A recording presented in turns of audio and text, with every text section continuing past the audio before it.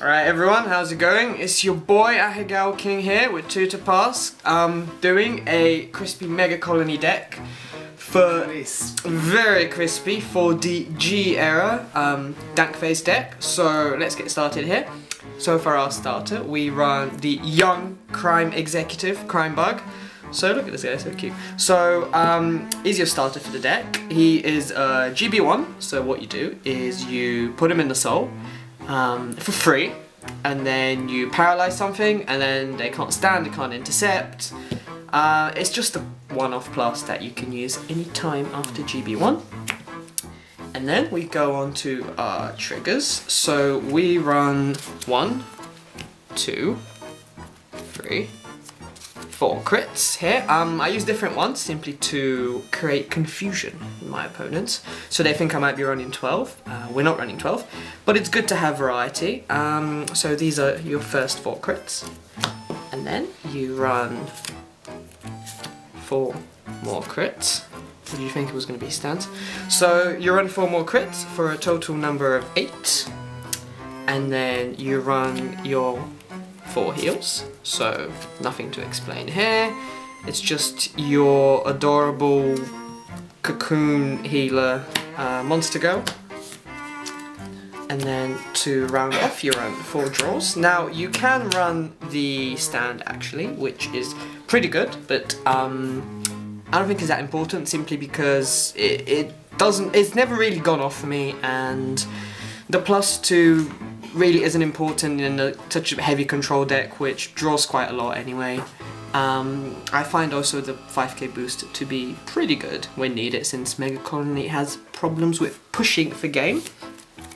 So this is your grade 0 lineup, so we just put these bad boys right here. So then we go on to our grade 1s. To start off, we run our 4 perfect guards. Not much to explain here, you just run this to, well, get your perfect guards off, and it's the one that comes in GBO4, so it also countercharges if you have a copy of itself in the drop zone, so very self-explanatory. Then we move on with 4 of our strike folder. So this is a strike deck, so you run this guy to complement that.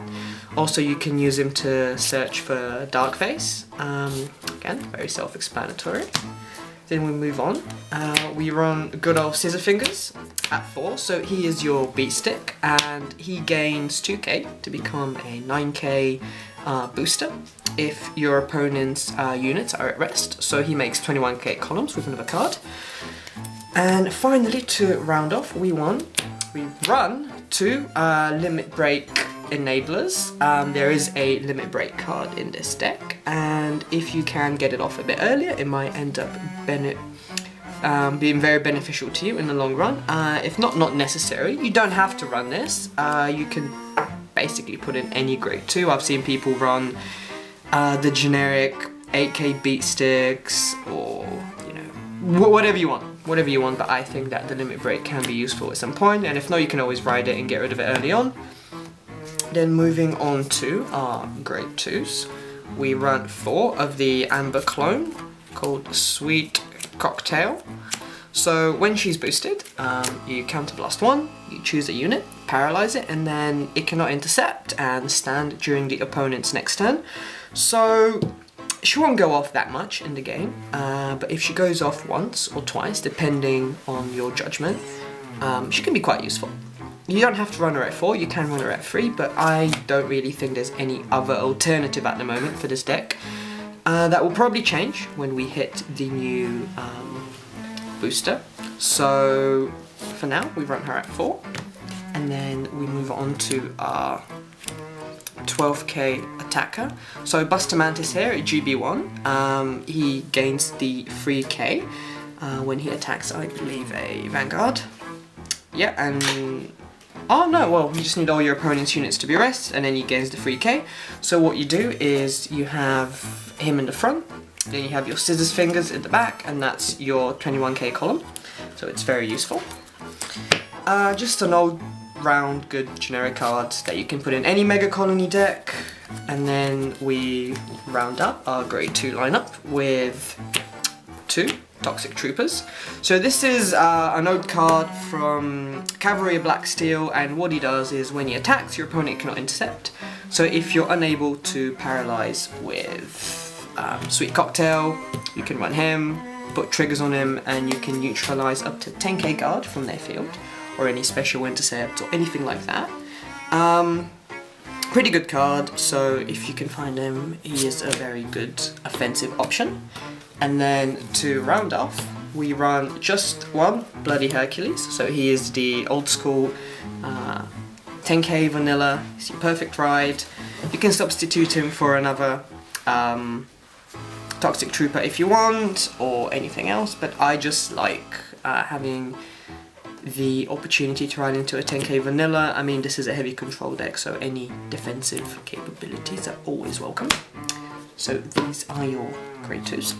Then we move on to grade 3. So first of all, we run 4 Cyclone 2s. So this is the break ride for Megacolony, and the card that works with your limit break enabler. So he is your generic, you know, on attack, he gains 2k if your opponent's units are at rest, but if something rides on top of him, then you give your Vanguard plus 10,000 and you paralyze his entire field, Vanguard included. So it's basically a huge FU to everything that they might be doing if you get it off. There's no really backside of him, you know, you don't have to discard, you don't have to minus yourself, he has no cost, no counterblast, no soul blast. You just ride on top of him and you paralyze their field at 4, and you can even do it earlier if you get the limit break enabler. And then to finish off the grade 3s, we will have our 4 Intimidating Mutant Darkface. So he is the grade 3 boss in this deck, and he has the GB2 ability of whenever the opponent places a rear guard on the field, you can Soul Blast 2 and then put it at rest, so essentially you are neutralizing any target in the late game.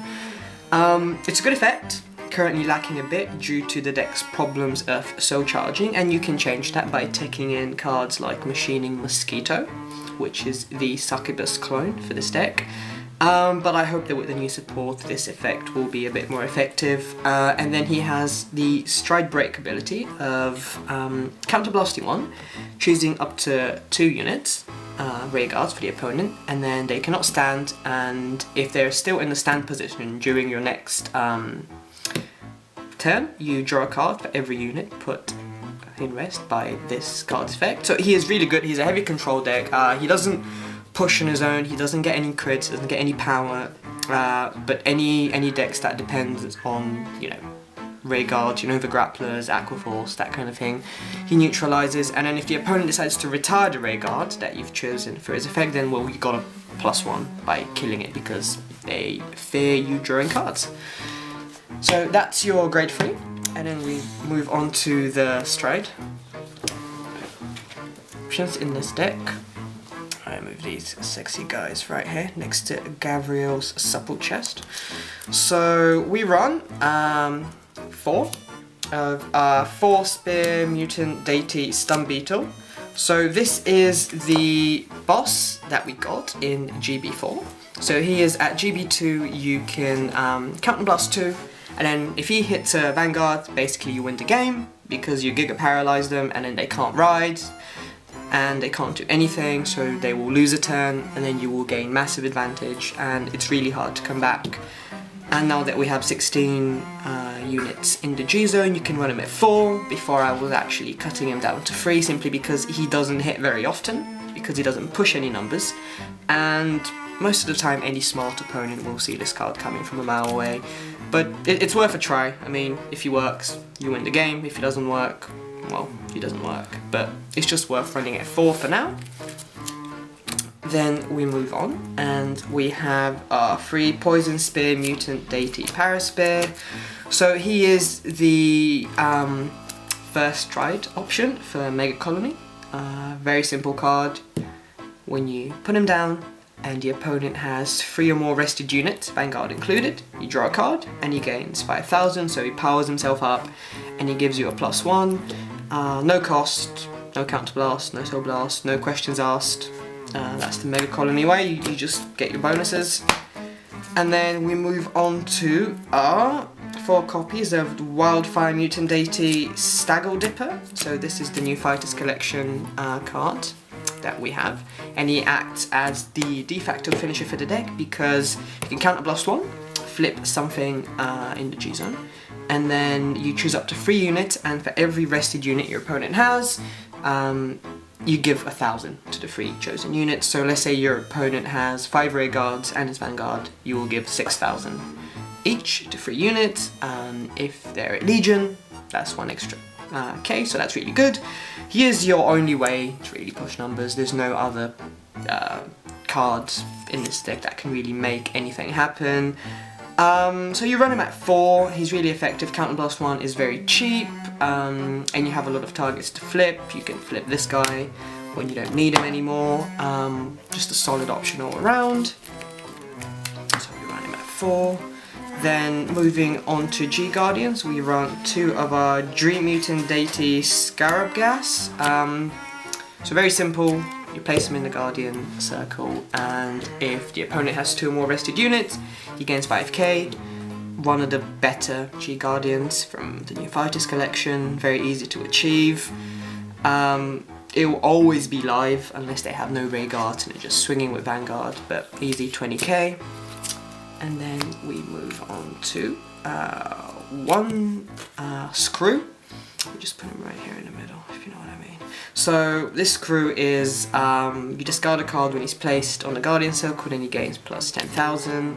So he guards against really big numbers, so he's really good to have for now. You'll probably be replaced when Megacolony gets their own plus 10k G Guardian, as the other clans have gotten in new support, like set 7. Then we move on to 1 Dismal. So Dismal isn't that necessary for this deck simply because the rear guards are not that high priority, but however sometimes you might want to keep one, so it's always good to get that perfect guard off on the rear guard.